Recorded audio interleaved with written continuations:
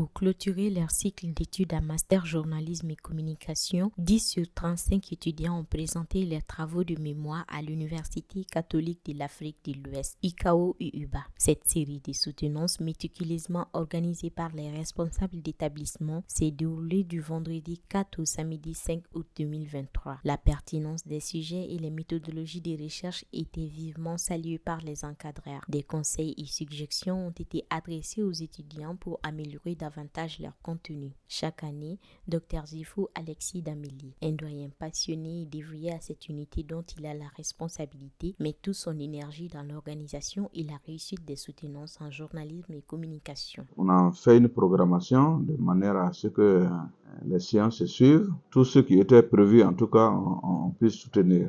Mais ça a demandé un travail avant cela, c'est-à-dire constituer les jurys. Chaque jury, il faut 3 professeurs. Et ensuite, les informer, leur rappeler l'heure, la date et tout cela. Et les intéressés eux-mêmes, ils étaient à la hauteur. Certains ont invité des parents, des amis. Pour nous, ce n'est pas obligatoire parce qu'un travail à ce niveau-là, c'est entre le jury et le candidat ou la candidate. En tout cas, l'ambiance était très bonne. Avec beaucoup de rigueur intellectuelle dans la salle, les membres du jury, composés du corps professoral, engageaient des discussions stimulantes, mettant les étudiants au défi de défendre leurs arguments et de repousser les limites de leurs recherches. Ces séries de soutenances ont servi de plateforme aux professeurs et directeurs de mémoire d'explorer des sujets variés allant de la vie de la nation et les problèmes actuels de la société malienne.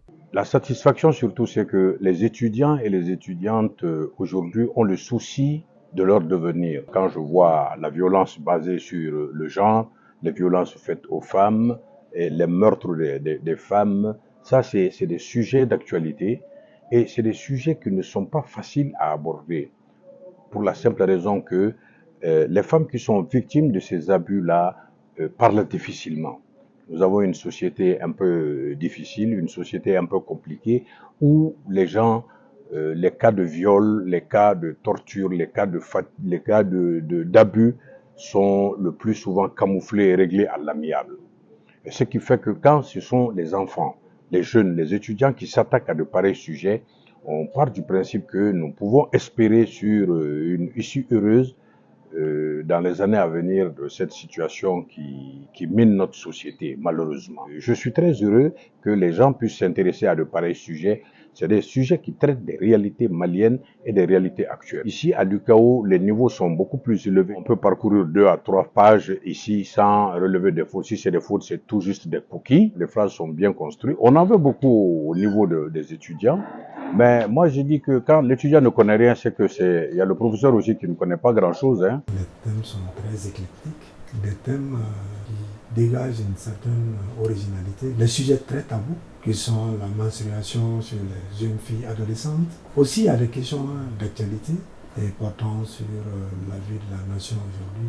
Un certain nombre de sujets qui ont porté sur les questions de sécurité, de paix, de conflit et du terrorisme, qui sont des sujets éminemment géopolitiques. Très souvent, les journalistes, peut-être sans se rendre compte, ou même les communicateurs sans se rendre compte, sont des acteurs déterminants, décisifs de la géopolitique, à travers la guerre médiatique, la guerre communicationnelle qui se met, et dans l'ensemble, les mémorants respectent les règles méthodologiques en la matière.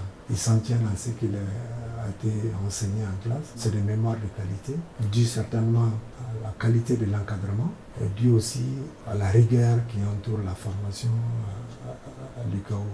Ils sont encadrés par des directeurs de mémoire qui, très souvent, sont des spécialistes sur ces questions-là. Dans le monde palpitant du journalisme et de la communication, les soutenances des mémoires sont comme des batailles épiques de connaissances et d'expertise. Chaque soutenance offre une occasion unique aux étudiants de valoriser leurs recherches, leur esprit critique et leur maîtrise du domaine. Tel était le cas avec ces 3 étudiants, Souley Koulibaly, Salif Diakité et Harouna Ba, qui ont soutenu avec brio sur les thèmes liés au football des jeunes, les menstruations chez les jeunes filles et la violence basée sur le genre. Un football des jeunes, mirage ou un Eldorado. Un sujet très très important et que les gens n'en parlent pas beaucoup.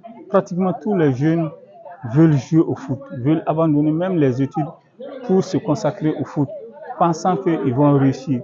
Alors que sur 100 jeunes, peut-être il y a un seul qui peut réussir. Mais je le comprends, parce que derrière cette idée, ils veulent faire un raccourci. C'est-à-dire quoi? Ils veulent s'enrichir très vite, avoir beaucoup de millions, sortir leur famille, leur environnement dans la pauvreté. Mais malheureusement, sur 100 jeunes, il y a peut-être un seul qui réussit, sinon même 0%. Et c'est un sujet d'actualité, c'est un sujet qu'on doit prendre à bras le corps pour l'étudier et trouver des solutions à ça. Je suis resté sur ma faim quant aux ambiances qu'il y avait dans ce reportage, même si je reconnais qu'il a fait un vrai travail de recherche et qu'il s'est vraiment déplacé sur le terrain. Il aurait fallu qu'il ait un enregistreur avec une bonnette et puis un micro qui pouvait vraiment enregistrer des voix de façon impeccable. L'élément est très bon, mais il doit encore retravailler et puis améliorer le côté technique, faire un mixage aussi si nécessaire, si possible, pour que dans ce reportage-là, on puisse vraiment bien profiter puis bien déguster ce magnifique travail qu'il a réalisé. Ce reportage aussi a le mérite de poser certaines questions comme l'avenir des centres de formation, la nécessité aussi qu'on ait des lois qui encadre ce milieu. Une fois, j'ai lu un reportage du studio Tamani. J'ai entendu que 8 femmes sur 10 au Mali auraient été au moins une fois victimes d'une des formes de violence. Et après, avec l'actualité, à chaque fois, on entend un homme qui aurait tué sa femme, une femme qui aurait tué son mari. Je me suis dit, c'est important qu'on s'y intéresse. Après, c'est le quatrième pouvoir. C'est important d'alerter les hommes des médias, savoir d'abord la fréquence de traitement de ces sujets, de cette thématique dans nos médias et comment faire pour que ces sujets ne soient pas traités dans les rubriques faits divers et qu'on les retrouve à la une, comme des sujets importants comme la politique, l'économie qu'on voit généralement à la une. Et je me suis dit c'est plus facile de traiter les sujets avec la spécialité radio, parce que c'est ce que j'ai fait tous les jours. J'ai été particulièrement touché par l'histoire d'une Kenyane qui s'est suicidée à cause du phénomène de la menstruation. Alors je me suis dit que ça s'est passé au Kenya, on ne le souhaite pas, le cap est passé ici au Mali. L'idée pour moi c'est d'attirer l'attention des autorités, les pouvoirs publics, les décideurs, les politiques, afin de mener des campagnes de sensibilisation pour que le Mali ne puisse pas subir le même cas. Ça n'a pas du tout été facile. Au début, les filles surtout, elles qui vivent la chose, se retenaient un petit peu de témoigner, de partager son expérience. Mais dès lors que j'ai expliqué, j'ai cité le cas kenyan, elles ont accepté de réagir sans arrière-pensée. Renommée pour sa qualité exceptionnelle dans la formation de journalistes des premiers plans, l'Université catholique de l'Afrique de l'Ouest de Bamako dispose d'un programme rigoureux dans lequel les deadlines sont strictement respectés. Nous n'imposons pas de sujet aux étudiants. Seulement en début de préparation de mémoire, nous leur disons de proposer 3 sujets, mais en tenant compte du domaine qu'ils vont choisir. Alors les domaines, c'est soit la communication, soit le journalisme. Chaque domaine a des spécialisations. Par exemple, le domaine du journalisme a jusqu'à 5 spécialisations. La radio, la télé, les multimédia. Le domaine communication aussi a 5 spécialisations. Nous leur disons, votre travail de mémoire, ça doit concerner et le domaine et la spécialisation. Ils proposent les sujets et nous venons les discuter ensemble pour voir la faisabilité dans le temps, puisque les cours de Master 2 s'arrêtent en janvier et normalement les premières soutenances c'est le 30 juin. Passé le 30 juin, vous attendez une autre année. Si vous prenez un sujet où ça vous demande des enquêtes à Tombouctou ou bien à Yanfolila et vous n'avez pas les moyens et tout ça, c'est très difficile de tenir dans les 5 ou 6 mois.